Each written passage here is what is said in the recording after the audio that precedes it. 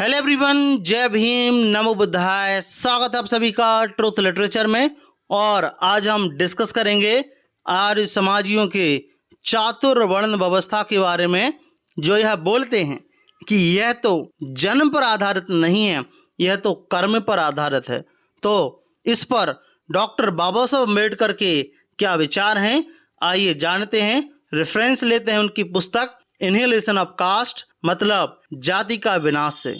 तो आइए शुरुआत करते हैं और लिखते हैं कि सुधारकों का एक ऐसा समूह है जिसका आदर्श अलग है। वे आर्य समाजियों के नाम से जाने जाते हैं और उनके संगठन का आदर्श वह है जिसे चातुर्वर्ण कहा जाता है, यानी समाज को 4000 जातियों में बांटने की अपेक्षा, जैसा कि अभी भारत में पाया जाता है, सिर्फ 4 श्रेणियों में बांट देना, इसे और अधिक आकर्षक बनाने और विरोधियों को शक्तिहीन करने के लिए चातुर्वर्ण के समर्थक बहुत सतर्कता से यह बताते हैं कि चातुर्वर्ण जन्म पर नहीं, गुण पर आधारित है। शुरू में ही मैं स्वीकार करना चाहता हूं कि चातुर्वर्ण का आधार गुण या योग्यता होने के बावजूद यह एक ऐसा आदर्श है जिसके साथ मेरी सहमति नहीं बनती।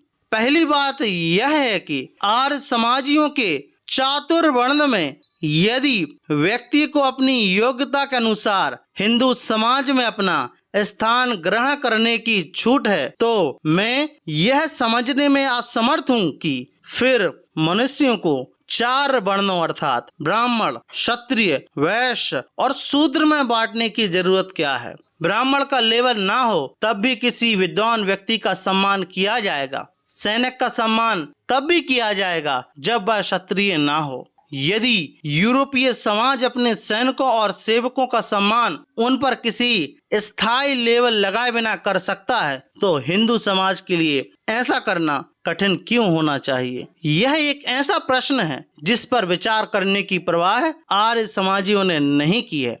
इन लेबलों को जारी रखने पर एक और आपत्ति है। किसी भी प्रकार के सुधार में मनुष्यों और चीजों के प्रति धारणाओं, भावनाओं और मानसिक दृष्टिकोणों में परिवर्तन निहित होता है। यह रोजमर्रा के अनुभव की बात है कि कुछ नाम कुछ खास धारणाओं और भावनाओं से जुड़ जाते हैं, जिसके अनुसार मनुष्यों और चीजों के प्रति किसी व्यक्ति का दृष्टिकोण निर्धारित होता है। ब्राह्मण, क्षत्रिय, वैश्य और शूद्र, ये नाम प्रत्येक हिंदू के दिमाग में एक निश्चित और स्थिर धारणा से जुड़े हुए हैं।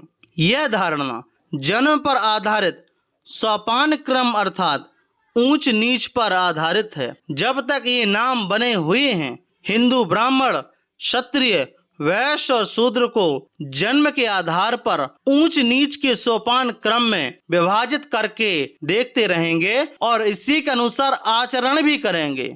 हिंदुओं को यह सब भुला देने के लिए बाध्य करना होगा, लेकिन पुराने लेबल बने रहें और हमारे दिमाग में पुरानी धारणाओं की याद दिलाते रहें, तब यह कैसे संभव हो सकता है। यदि लोगों के दिमाग में नई धारणाओं को प्रतिष्ठित करना है तो उन्हें नए नाम देने होंगे। पुराने नामों को जारी रखने से सुधार व्यर्थ हो जाएगा।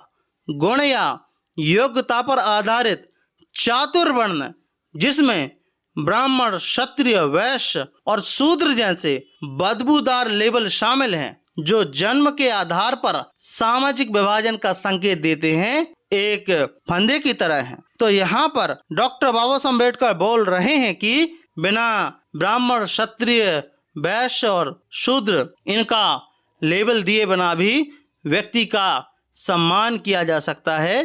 ब्राह्मण, क्षत्रिय, वैश्य जो चातुर्वर्णीय व्यवस्था है, यह बदबूदार व्यवस्था है, यह बाबा साहब अम्बेडकर बोलते हैं। तो आपका इस टॉपिक के बारे में क्या मानना है, प्लीज़ कमेंट बॉक्स में ज़रूर बताएं।